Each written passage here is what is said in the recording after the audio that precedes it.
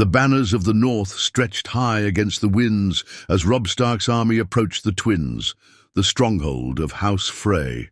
The muddy waters of the Green Fork churned below the towers, carrying with them whispers of unease and distrust. Everyone in the camp knew why they had come. Robb Stark, king in the north, had broken a promise, and Lord Walder Frey had not forgotten. But in this telling, Robb did not cling to pride. He did not defy his oath for love of Jane Westerling. He looked into the eyes of his bannermen, Gretchen Umber, Rose Bolton, Rickard Karstark, and he saw the truth they carried. If the North was to hold together, if his crown was to mean anything at all, he could not spit on the promise he had once made to Walder Frey. So, in the great hall of the Twins, beneath the prying stares of dozens of Freys, Robb Stark swallowed his pride and accepted a bride from Lord Walder's brood. The girl chosen for him was Roslyn Frey, though in this world her name bore little weight to him. She was young, pretty in a fragile sort of way, with pale hands that trembled as she was led to Robb's side. Her smile was small, nervous, as though she knew she was being handed to a wolf who could swallow her whole. Yet she curtsied low and whispered, "My king," as though she had been raised all her life to speak those words. The hall erupted with cheers, though the sound was more mocking than joyous. Walder Frey, hunched and smirking, slapped his bony hands together with such force it seemed he might break them. "There!" he cried, "a Stark of Winterfell wed to a daughter of mine. The North and the Crossing are one. May the gods witness this union." Robb forced a smile and clasped Roslyn's trembling hand, but inside his heart was heavy. He thought of Jane Westerling, left behind, her brown eyes wide with sorrow, as he told her their love could not stand before duty. He thought of his mother, Catelyn, watching him now from across the room, her face taut with pain, yet her eyes burning with fierce approval. She knew better than anyone the price of honor in this game. The feast stretched late into the night. Songs were sung, goblets clashed, and the Freys made a grand show of welcoming their new queen. But behind the smiles, Robb felt the sharpness of their eyes, as though every glance was a dagger weighing whether to stab. Even Roslyn herself seemed to shrink whenever her father looked her way, as though she feared him more than any king. When the bedding ceremony came, Robb endured it, as a king must, lifting his bride in his arms as bawdy laughter echoed around them. He laid her gently upon the marriage bed, and in the candlelight he saw the fear in her eyes. For a moment, the king in the north set aside duty, crown, and war. He took her hand softly and whispered, "Do not fear me, Roslyn. You are my wife now, and I will protect you." She blinked at him, surprised, and nodded, tears slipping down her cheeks. The next morning, the army of the north marched from the Twins, not with bitterness, but with renewed strength. The Freys, now bound to Robb by marriage, had no excuse for treachery. Lord Walder sent men to ride with the king in the north, though he grumbled about every horse and sword he parted with. Still, the pact had been sealed, and even Walder Frey's bride could not undo it without shattering his own house, yet shadows lingered. Some of the lords muttered that Robb had traded love for chains, that he had tied himself to a family of rats whose loyalty was paper-thin. Others whispered of betrayal yet to come, for who could ever truly trust the Freys? But Robb rode at the head of his host, Roslyn by his side, and though his heart was heavy, he carried himself like the king his people needed. Winter was coming, and with it, war, and perhaps, just perhaps, this marriage would buy the North the time it needed to survive. The road north from the Twins was heavy with the sound of marching boots and iron hooves. Robb rode at the front, grey wind padding beside him. Roslyn Frey riding close enough that the lords could see her, but far enough to avoid the wolf's yellow eyes. The army had the look of men who had survived a storm, but knew another was gathering on the horizon. Great John. Umber was the first to speak his mind, as always. "A good marriage, my king," he roared, voice carrying over the trudge of men. "The Freys are yours now. Old Walder will choke on his bile, but he cannot deny the bond. A shrewd choice, aye." But behind him, Rickard Karstark muttered darkly, "Shrewd? He marries into a brood of weasels. Their blood will poison the wolf, mark me." Robb heard both. He said nothing, only glanced at Roslin, who kept her eyes low, her hands tight upon the reins. She was a stranger still, though his wife now, and he felt the weight of her silence heavier than any insult hurled by Karstark. That night, when the campfires burned across the field like fallen stars, Robb walked among his men. He listened as they drank and laughed, though their mirth was brittle, forced. When he returned to his tent, Roslin was waiting, her hands folded in her lap.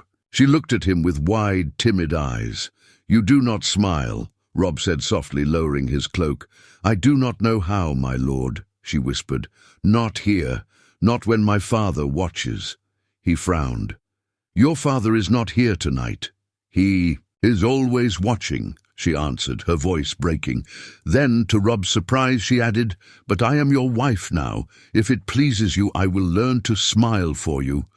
Robb felt the sting of guilt. He thought of Jane Westerling again, her warmth, her kindness. But she was gone, a ghost left in the ashes of a choice he could not undo. He reached for Roslin's hand and held it firmly. "You are not a pawn to me, Roslin. You are my queen. Whatever my father-in-law wishes, you are not his to command." Her lips trembled, but for the first time she smiled. The war did not wait for them to grow comfortable. News came swiftly. Stannis Baratheon broken on the Blackwater, Tywin Lannister riding high, the Freys sending their half-hearted levies north. The tide of war shifted beneath Robb's feet, but this time there was no looming red wedding to cut his legs from under him. His alliance with the Freys, however thin and brittle, held. Catelyn Stark rode at his side often, her sharp eyes, watching both son and daughter-in-law. In quiet moments, she counseled him, "Do not mistake this marriage for safety, Robb. The Freys will take what advantage they can. But remember, Walder Frey is not the only lord who must be kept close. Karstark broods, Bolton watches. The north is strong, but it is divided." Robb nodded, though her words cut deep. He felt the crown heavy on his brow, heavier than any sword he had ever lifted. The war he had begun was no longer about vengeance for his father. It was survival for the north, for his house, for the wolf pack scattered across the realm. In the days that followed, Roslin began to change. She walked among the northern ladies, learning their ways, speaking soft words of comfort. When she knelt by a wounded soldier's bed and pressed a cool cloth to his brow, the man whispered, "The Queen is kind." Word spread, and though many mistrusted her Frey blood, some began to see her as more than Walder's daughter. Robb noticed too. In the evenings, she asked him of the north, of the snow, the godswood, the dire wolves. "I have never seen Winterfell," she confessed one night, "but I dream of it as though it waits for me." Robb felt a pang in his chest. Winterfell was ashes and ruin taken by Theon Greyjoy and burned by the Boltons. He had not the heart to tell her, not yet. Instead he said, "Then when this war is done, I will take you there myself. And you will see that no dream compares to home. But war does not bend for dreams." Scouts soon returned with dire news. Lannister forces were on the march, and Rose Bolton urged caution. "We cannot meet them head-on," Bolton advised in his cold, measured tone. "We must be patient. Let them bleed themselves against our traps." Patience was not Robb Stark's way. He was a wolf, young and burning with the need to strike. Yet as he stood beside Roslin, who clutched his hand as though it were her lifeline, he knew one truth. The choices he made now would decide not just his fate, but hers as well. For the first time, the king in the north wondered if his crown would damn them both. The banners of the direwolf stretched across the camps, but the men beneath them were weary. They had marched too long, bled too much, and still the war showed no end. Each day, new tidings reached Robb's ears, and most carried little joy. Chatika, Karstarks brooded. Lord Rickard's sons were dead, slain in battle for Robb's cause, and the grief had hardened into something darker. In his eyes, Robb saw accusation that the crown had cost him his heirs. Still, Karstark rode with the Palm host, though his men muttered when they thought no one listened. Roose Bolton remained colder still. He counselled patience, delay, and caution, as if the war were a game of waiting instead of blood. He promised traps and ambushes, but his words carried the taste of betrayal, even when spoken with courtesy.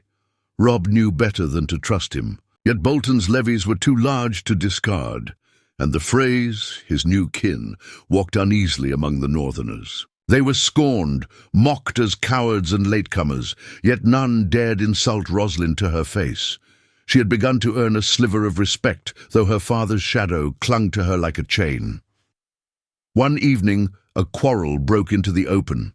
Karstark stormed into Robb's tent, his face red with fury. "My king," he spat, the word sounding more like an insult than a title. "You waste time with these weaklings from the crossing, while the blood of my sons cries out for vengeance. Sir Jaime Lannister sits in your grip, and still you will not trade his life for the heads of the men who slew mine." Catelyn flinched at the mention of Jaime, for she alone knew the truth of his escape. Robb's jaw tightened. "I mourn your sons, Rickard. They were brave men, but I am king, and I cannot lead this war on vengeance alone. If we start killing prisoners, we are no better than the men we fight." Karstark's fists clenched. "You sound like your father, and he lost his head for mercy. I will not lose the rest of my line because you are too soft to act." The words struck deep, and the air grew heavy with silence. At last, Robb said, cold as the snows of the north, "Enough. I will hear no more of this. You are my bannerman, Rickard, not my judge. Remember that."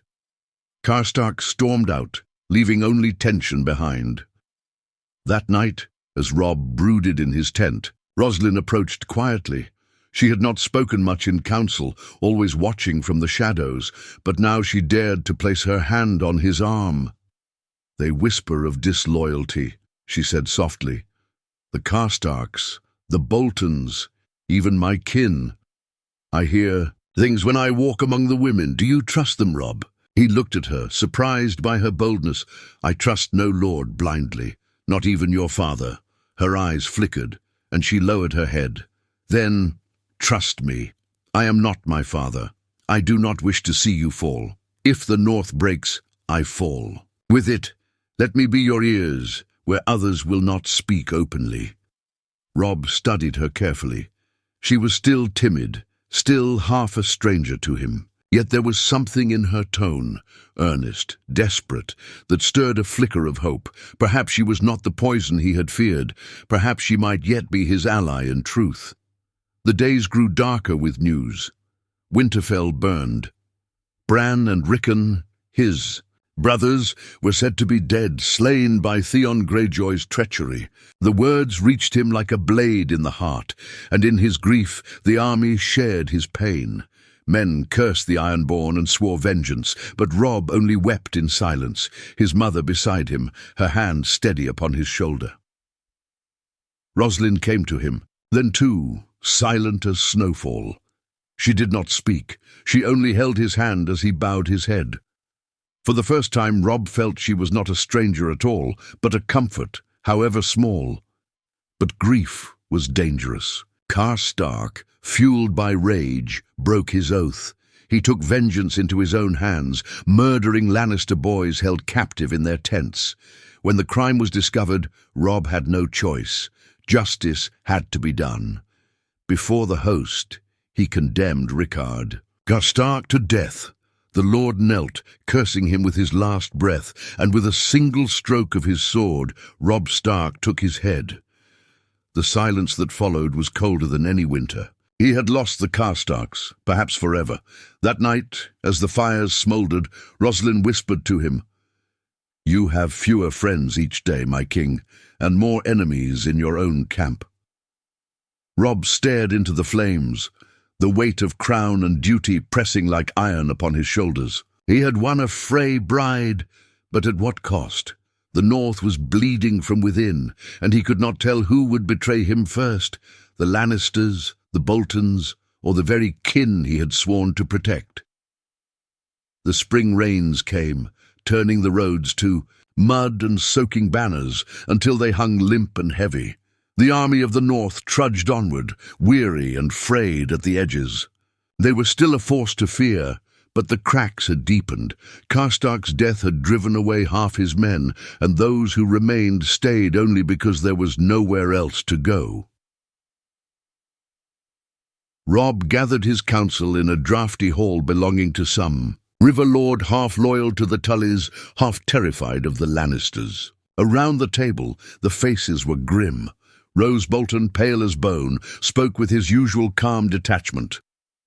"With Karstark's treachery and execution, your host is weakened. We cannot hope to meet Tywin Lannister in the field. Our only chance is to secure new allies. My uncle Edmure still holds Riverrun," Catelyn said, her voice sharp, almost desperate. "And House Blackwood and House Bracken are not yet spent, but they will not bleed forever for us. Then we must bind them," Robb replied. His voice was steady, though inside he felt the crown pressing harder than ever. By blood, by marriage, by oath, the North must not stand alone. Bolton's pale eyes flickered toward Roslin, who sat quietly at Robb's side. "You already have one marriage alliance, my king, yet your men do not trust it. The Freys march with us, but their loyalty is uncertain." Robb's jaw tightened. "They are my kin now. My queen sits beside me. If the Freys would betray us, they betray themselves as well." The hall was silent at that, though more than one pair of eyes darted toward Roslin. She bowed her head but said nothing, though Robb could feel the tension in her hand beneath the table. That night, when the council had ended and the others gone, Roslin came to him. "You speak for me," she whispered, "but they do not believe. They see my father in my face, my brothers in my name.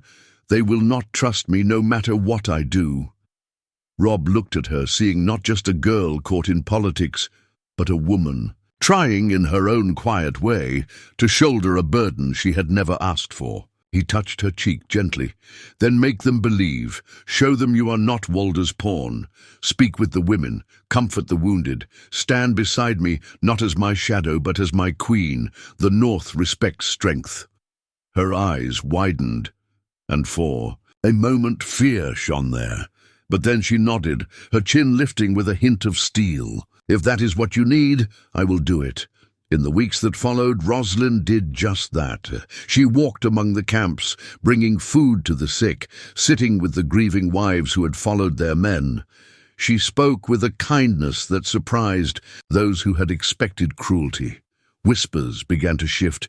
The Frey girl is different. She is not her father's daughter, not truly, and Robb, though still burdened, began to see the first sparks of loyalty flicker in unexpected places. But not all was healing. News reached them that Winterfell lay in ruin, that Bran and Rickon were dead. Though the truth was clouded, the words spread like wildfire, crushing hope in the northern ranks. Men wept, cursed Theon Greyjoy, cursed the Ironborn. Some whispered that the Starks were finished, that even kings could not bring back the dead. Robb's grief was a knife twisting in his chest. His brothers, his home, his family, all taken from him. He had left Winterfell to defend it, and now it was ashes. In his darkest moments, he wondered if every step of this war had been folly. Roslin found him one night staring into the fire, his hands clenched, grey wind restless at his side. She knelt beside him and whispered, "If Winterfell is gone, then we will build it again. If your brothers are dead, then we will give the North new sons to follow. Do not give them your despair, Robb. Give them hope." He looked at her then, truly looked, and for the first time he saw not just a frightened bride, but a woman standing firm in the storm. The next day he rose before his men and swore an oath. The North remembers. Winterfell may burn, but the heart of the wolf still beats. We will have justice for the Greyjoys. We will have justice for the Lannisters, and though the South may laugh at us, the North will never bow. The men roared, the sound shaking the muddy earth. For a moment hope sparked again, but behind the roar, Bolton's pale smile lingered like a shadow, and far away, in the Twins, old Walder Frey sat upon his chair, muttering and scheming. The wolf had married his daughter, but Walder was not the sort of man to be satisfied with a single victory. And somewhere in Robb's heart, though he would not admit it, he feared that he had not escaped betrayal. He had only delayed it. The rains passed, leaving the land sodden, and with them came whispers of darker tides. Tywin Lannister was on the move again, gathering strength like a storm at sea. The Freys rode with Robb, but their faces remained sour, as though every mile they marched was a debt they expected to be repaid in gold and titles. Robb held council often, his mother and bannermen circling like wolves around a carcass. Each offered their counsel, yet beneath every word was doubt. Bolton, ever calm, spoke first. "We are weakened, my king. The Karstarks are gone, the river lords bleed, and our men grow restless. We must strike wisely, not boldly. The Lannisters have greater numbers. If we march into their jaws, we are finished," Great John Umber growled, slamming his fist on the table. "Finished? The wolf does not cower behind trees and traps. We fight. We tear out their throats before they crush us like dogs."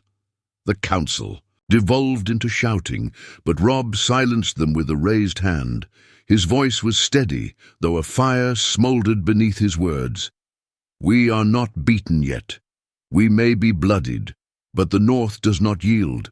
We will strike, but where it wounds them most." It was Catelyn who raised the thought of new allies. The Vale remains quiet. Lisa hides behind her walls, but perhaps she can be persuaded. And the Greyjoys— her voice faltered, for she knew what news of them had done to her son.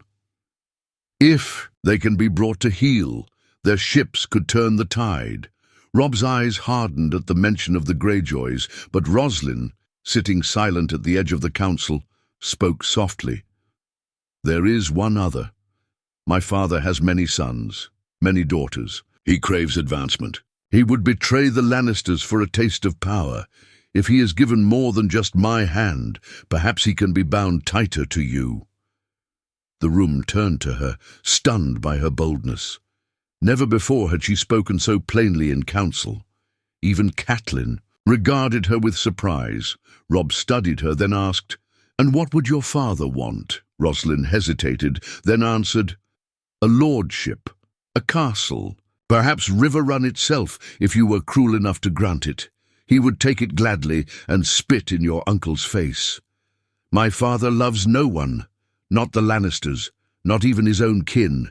He loves only power." The lords muttered, some in outrage, others in grim agreement. Grayson laughed bitterly.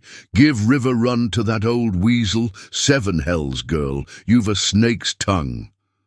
But Bolton's pale lips curled in a faint smile. "A wise suggestion. Better to hold a snake in your hand than let it slither at your heel." Robb's face was grim, but he said only, "I will consider it." That night, he and Roslyn spoke alone. "You risk much, speaking so of your father," he told her. She met his gaze without flinching. "I know him better than you. If you think marriage has tied his loyalty, you are wrong.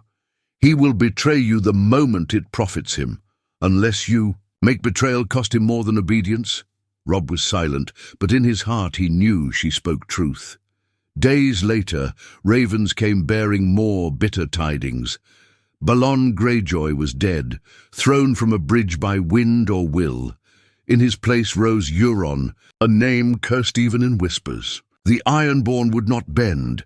They would only raid, burn, and bleed the realm further. Robb's fury was quiet, but it burned hot.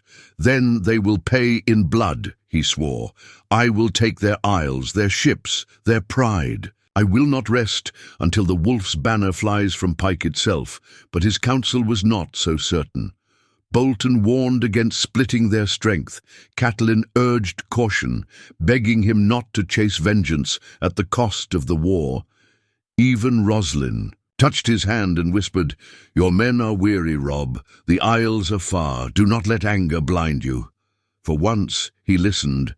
The Ironborn would wait. The Lannisters were the greater threat, and so the king in the north prepared for another strike into the heart of the lion's den. Yet even as he readied his host, shadows lengthened. Rose Bolton's messages grew secretive. Walder Frey sent no more men, only letters filled with demands and veiled insults.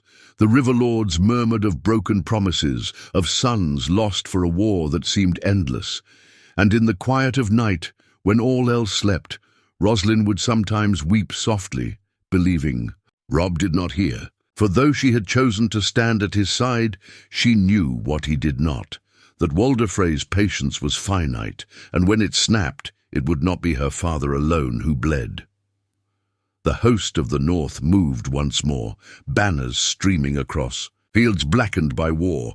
Robb's men still marched with pride, but their numbers were thinner now, their faces worn.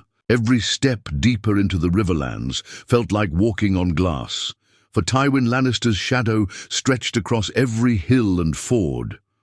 Robb struck swift and hard where he could. Supply trains were taken, small Lannister garrisons scattered, villages freed from their red-cloaked tormentors. Each victory raised cheers among his men, but the truth weighed heavy. None of these blows were mortal.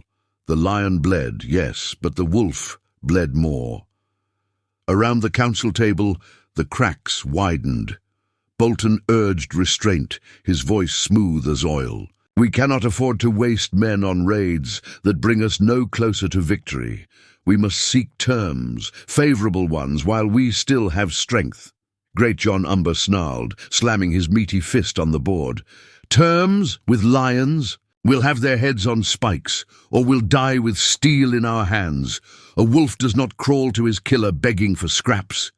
Catelyn spoke softly, but her words cut all the deeper. Your men are tired, Robb. They have followed you, far bled for you, buried their kin for you.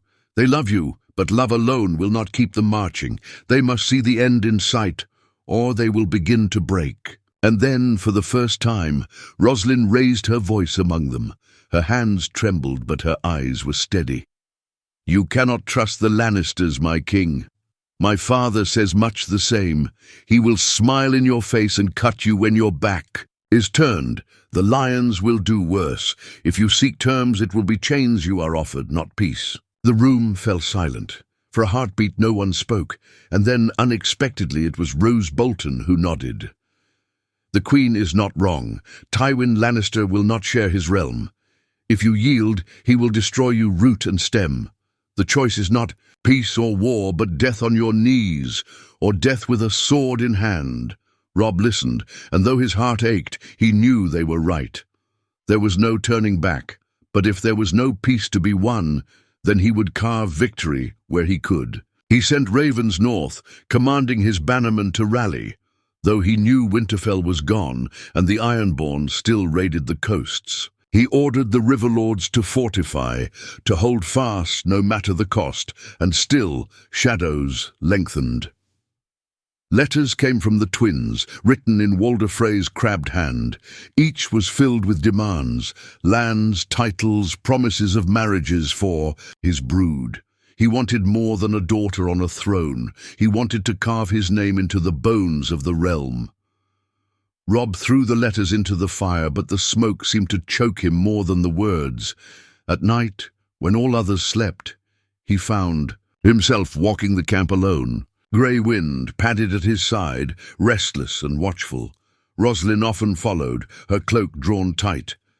She said little, but her presence steadied him. One night, as they stood together by the riverbank, he spoke at last. "I do not know if I can win this war.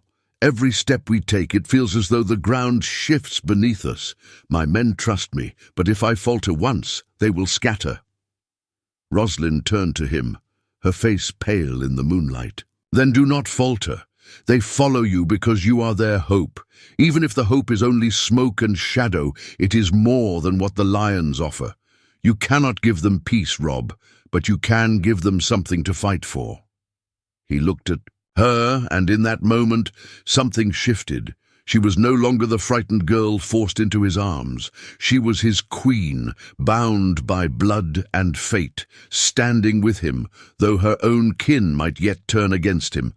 And still, beyond their small moment of solace, danger crept closer. Scouts brought word that Tywin's host was larger than ever, swelled by men from the Reach.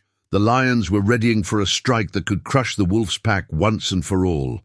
And worse still, rumors spread through the camp of secret messages, carried by Bolton's riders. Some whispered of quiet meetings with Lannister men, others of Frey envoys travelling at night. Robb stood before his banners, the weight of crown and duty heavy on his brow. He had won battles, he had made oaths, he had married for honour, and yet he felt the jaws of betrayal closing, slow but certain, like a snare around a wolf's leg. Grey wind growled into the darkness, hackles raised. Somewhere unseen, the enemy was moving, and this time it might not wear red or gold, it might wear the face of an ally. The first snows fell early that year, dusting the fields white and cloaking the scars of battle in silence. Yet beneath the snow, the ground was rotten with corpses, and the air was thick with whispers of betrayal. Robb knew his army could not stand still. Winter was coming fast, and with it hunger. If the wolves starved, the lions would devour what was left. He called his bannermen once more, and again the chamber rang with discord. Rose Bolton argued for retreat. "March north, my king, gather strength in the mountains, where the lions dare not follow. Starve them as winter starves all things. Patience is a sharper blade than any sword." Great John Umber spat at his feet. "Patience, my men have starved enough. We fight, or we are nothing but cornered dogs waiting for the butcher's knife." The others wavered, torn between caution and fury. And through it all, Rosalind sat quiet beside her husband, her hands folded, her eyes lowered. Only Robb noticed how pale she had become, as though each word spoken in that hall pressed a dagger deeper into her chest. That night she came to him, trembling. "Robb, I must tell you something." He turned, frowning. "What is it?" Her lips quivered. But at last the words spilled. "My father writes to me. He bids me urge you to return to the twins. He says he will gather more men, more food, more strength for you, but only if you come yourself, with your banners lowered and your army weary. He says it will prove your loyalty to him." Robb's blood ran cold. The words were honey, but the sting beneath was venom. He knew the Frey's treachery as surely as he knew the bite of winter air. "You told me this because you fear him," Robb said quietly. She shook her head, tears streaking down her cheeks. "Because I fear for you. He will not rest until he sees you ruined, or bound so tight in his chains that the north itself belongs to him. I am his daughter, yes, but I am your wife. My loyalty is to you." He took her hand, holding it firm. "Then you have done more for me than half the lords. In my camp, whatever games your father plays, they will not break us." But though he spoke bravely, inside his chest burned the ache of doubt. For even if Rosalind stood with him, what of the rest of her kin? And worse, what of Rose Bolton, who smiled his pale smile and counselled retreat with every breath? The days grew harsher. Snow deepened, supplies dwindled, and men deserted under cover of night. Robb felt the war slipping through his fingers like water. His banners still flew high, but the will beneath them waned, And then came the letter from the north. A raven, black against the falling snow, brought word that Winterfell was not wholly lost, that Bran and Rickon might yet live, that the boys, burned by Theon Greyjoy, were not Starks at all. The news spread like wildfire through the camp, sparking hope where despair had rotted hearts. Men cheered, wept, prayed, but for Robb, the letter brought not joy but a heavier burden. If his brothers lived, then Winterfell's line endured, but it also meant more danger. The Lannisters, the Freys, the Boltons, none would hesitate to use his brothers as pawns to pit wolf against wolf until the pack tore itself apart. That night, as the snow fell thick and silent, Robb stood outside his tent, grey wind snarling at shadows. Roslyn came to his side, her cloak drawn close, her face pale. "Your bannermen plot, Robb," she whispered. "I hear their whispers when they think I sleep. Some say the north is lost, some say you should yield, and some—" Her voice faltered. "Some speak of placing another in your stead." His hand went to the hilt of his sword, rage burning hot. "Who dares?" She shook her head. "I do not know their names, only that they fear your crown more than they fear the lions." Robb clenched his fists, staring into the snow. Betrayal pressed in from all sides, unseen but certain. The war was no longer just against the Lannisters. It was against the rot in his own host. And in the silence that followed, Grey Wind lifted his muzzle to the sky and howled, a long, mournful cry that echoed across the frozen fields, a wolf's lament for a pack on the edge of ruin. Snow fell heavier with each passing day, muffling the sound of the camp, cloaking the war in white silence. Yet silence did not mean peace. Behind every banner, behind every oath, treachery stirred like a wolf, gnawing its own leg to break free of a trap. Robb Stark, king in the north, felt it closing in. His men cheered him still, but their cheers were hollow, forced. Supplies ran low. The river lords bled. The Freys muttered of slights not yet avenged, and Bolton's pale eyes lingered too long, too cold, on everything Robb held dear. Then came the summons.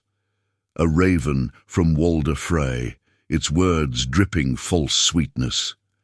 "Return to the twins, bring your queen, bring your banners, feast with us once more, and let the world see our bond renewed." Robb stared at the letter until the ink blurred.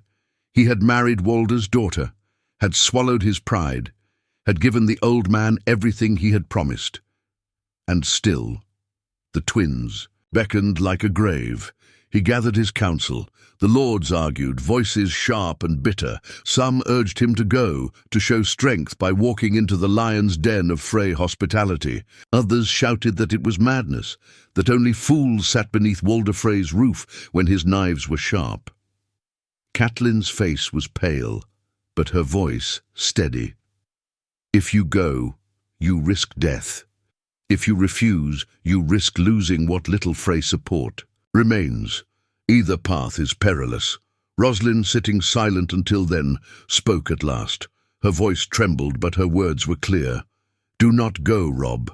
My father will not forgive. Not truly. He will smile and he will cut. He would sooner drown the north in blood than let you stand taller than him." The council broke in discord, but Robb listened only to her. He looked into her eyes, saw the fear there, not for herself, but for him, and he made his choice. "We will not go," he declared.